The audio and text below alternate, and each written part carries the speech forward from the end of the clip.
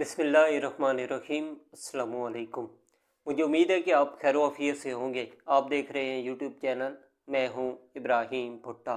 آپ سے ریکویسٹ ہے کہ پلیز چینل کو ضرور سبسکرائب کریں، بیل آئیکن کو پریس کرنا مت بھولیے گا۔ ویڈیو آپ کو پسند آئے تو ویڈیو کو لائک اور شیئر ضرور کیجیے اور کامنٹ سیکشن میں اپنی رائے بھی ضرور دیجیے۔ آج ہم سب سے پہلے تو خبر شامل کرتے ہیں کہ پاکستان کے دفاعی نظام نے بھارت کی جانب سے بھیجے گئے اب تک 77 ڈرون تباہ کر دیے ہیں۔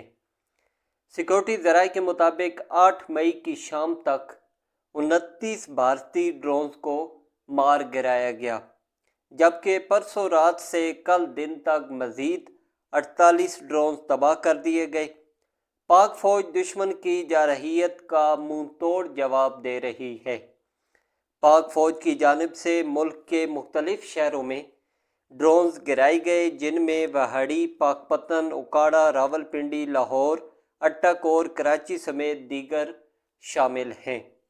گزشتہ روز وزیر اطلاعات عطا اللہ تاڑر صاحب نے بھی ٹویٹر پر بتایا کہ پاکستان کے ایئر ڈیفنس نے بھاول نگر میں ایک اور بھارت کی جانب سے داغا گیا اسرائیلی ساختہ ہیروب ڈرونز گرایا۔ اس ڈرونز کو کامیابی کے ساتھ نشانہ بنانے کے بعد پاکستان کی جانب سے بھارت کے گرائے جانے والے ڈرونز کی تعداد 30 ہوگی۔ بھارت نے 7 اور 8 مئی کو پاکستان کے مختلف شہروں پر اسرائیلی ساختہ ڈرونز فائر کیے تھے، جن میں سے بیشتر کو ہدف پر پہنچنے سے قبل ہی فورسز نے تباہ کر دیا۔ اس سے پہلے D G I S P R صاحب نے بتایا تھا کہ بھارت کے ڈرون حملوں سے 3 سویلین شہری شہید جبکہ لاہور میں 4 فوجی افسران زخمی ہوئے تھے۔ اس کے علاوہ D G I S P R صاحب احمد شریف چودھری صاحب نے انٹرنیشنل میڈیا کے ساتھ عام پریس کانفرنس کی ہے۔ ان کے ساتھ ایئر فورس اور پاکستان نیوی کے سینئر افسران بھی شریک تھے۔ D G I S P R صاحب نے کہا کہ بھارت کے 60 طیارے پرواز میں تھے، جنہیں انگیج کیا گیا۔ بھارتی طیارے رات 12:10 پر پاکستان سائٹ پر آئے۔ انہوں نے بریفنگ میں رافیل طیاروں کے پائلٹ کی گفتگو بھی سنائی۔ انہوں نے کہا کہ پاکستان اپنے وقار اور آزادی کی ہر قیمت پر حفاظت کرے گا۔ بھارت بچوں، خواتین اور عام شہریوں کو نشانہ بنا رہا ہے۔ پہلگام واقعے کے بعد بھارت نے الزام پاکستان پر لگا دیا۔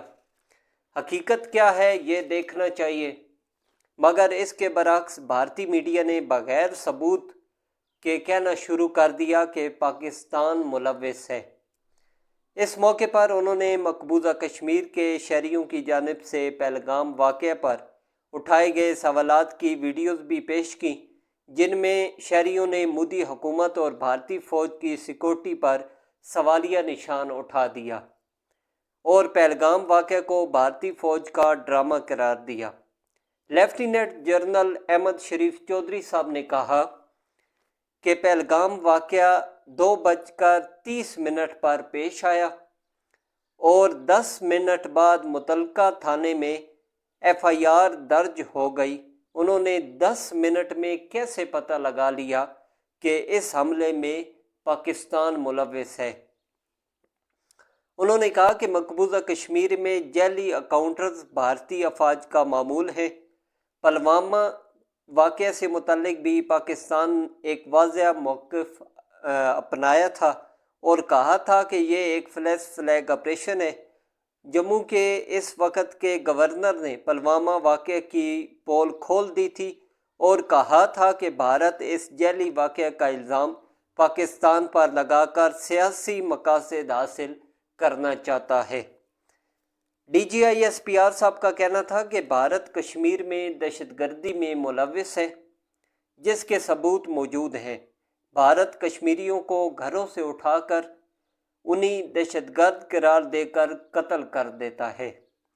بھارت پاکستان میں دہشت گردی میں ملوث ہے، جس کے ثبوت موجود ہیں۔ भारत फितना अल खवारिज समेत दीगर तंजीमों को दहशतगर्दी के लिए सपोर्ट करता है। बलूचिस्तान में दहशतगर्दी के शवाहिद मौजूद हैं। उन्होंने कहा कि भारतीय फ़ौज के एहलकारों और दहशतगर्दों के दरमियान कम्युनिकेशन के सबूत भी मौजूद हैं। पहलगाम वाक़े से कबल जेलम से भारतीय जासूस को गिरफ्तार किया गया। भारत के अंदर दहशतगर्दी के कैंप्स मौजूद हैं।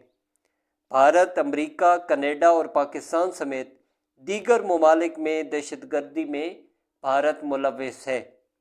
भारत अपने अंदरूनी मसाइल से तवज्जो हटाने के लिए ये सब कुछ कर रहा है। भारत की बेबुनियाद जारहियत को अब बंद हो जाना चाहिए। पाकिस्तान ने भारत को तहकीकात की पेशकश भी की थी और कहा था कि कोई तीसरा फरीक जज बन जाए, मगर पहलगाम वाक़े की आड़ में भारत में मुकीम मुसलमानों को निशाना बनाया जा रहा है। DGISPR साहब ने कहा कि भारत के पाकिस्तान पर हमले के वक़्त कई हज़ार मुसाफिरों की जानों को भी ख़तरे में डाला।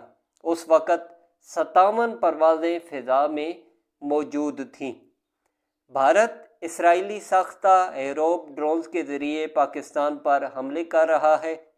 अब तक 77 ड्रोन्स को तबाह कर दिया है। हमने भारत के ब्रिगेड हेडक्वार्टर को निशाना बनाया। हम भारत की सिर्फ उन चेक पोस्टों को निशाना बनाते हैं जहां से हम पर फायरिंग की जाती है। उन्होंने कहा कि भारत ने सिखों के इलाकों पर हमला किया और उनकी इबादतगाह को तबाह करने की कोशिश की। 6 ड्रोन से ननकाना साहब पर हमला किया, जिसे हमने नाकाम बना दिया। भारत ने पाकिस्तान पर लॉन्ग रेंज मिसाइलों से हमला किया। भारत मीडिया कहानियां घड़ने से कबल सोच ले। ISPR साहब ने कहा कि भारत अपना जदीद तरीन त्यारा गिरने पर मायूसी का शिकार, हम उसकी मायूसी जानते हैं। भारतीय अहकाम भी लगता है फिल्मों पर ज़्यादा यकीन रखते हैं। लंदन में भारतीय हाई कमिश्नर कहता है कि मसूद अज़हर का भाई नमाज जनाजा पढ़ा रहा है। नमाज जनाजा पढ़ाने वाले का वीडियो बयान आया है कि वो हैरान है कि उसे मसूद अज़हर का भाई क्यों बना दिया। ISPR साहब ने कहा कि पूरे मुल्क से भारतीय ड्रोन जमा करके उनके मुंह पर मारेंगे। भारत चाहता है कि वो कार्रवाई करते और कोई उससे सवाल भी ना करे। जब भी ड्रोन आते हैं तो उन्हें मॉनिटर करके गिराया जाता है। हमने भारत के भेजे गए एक एक ड्रोन को गिराया और कोई एक भी वापस ना जा सका। उन्होंने मज़ीद कहा कि भारतीय हमलों में 33 पाकिस्तानी शहीद और 62 ज़ख्मी हुए।